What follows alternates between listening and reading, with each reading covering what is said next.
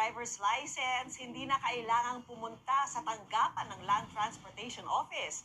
Kahit saan, pwedeng mag-renew gamit ang app ng gobyerno sa smartphone.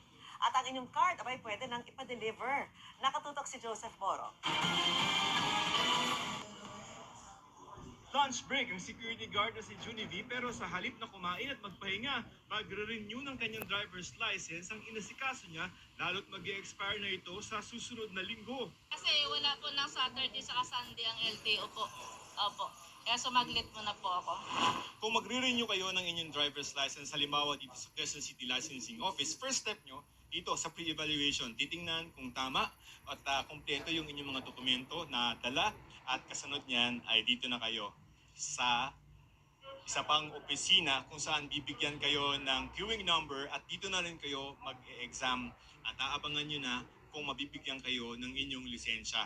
Pero simula ngayong araw, kahit nasa bahay, makakapag-renew ang mga tulad ni Junivi ng lisensya sa pamamagitan ng online driver's license renewal. Makikita yan sa eGov.ph app na pwedeng ma-download sa mga smartphones. May email code na ipapadala sa inyong email para makasiguro na kayo ang nagre-rehistro sa eGov.ph. Puntahan ang NGA o National Government Agency at hanapin ang LTO at ang online driver's renewal sa kasunod na page nito. Doon i-upload ang inyong driver's license na mag-i-expire na. Online na lahat kahit ang medical examination at online driver's examination. Ito yung eye exam at yung iyong hearing exam.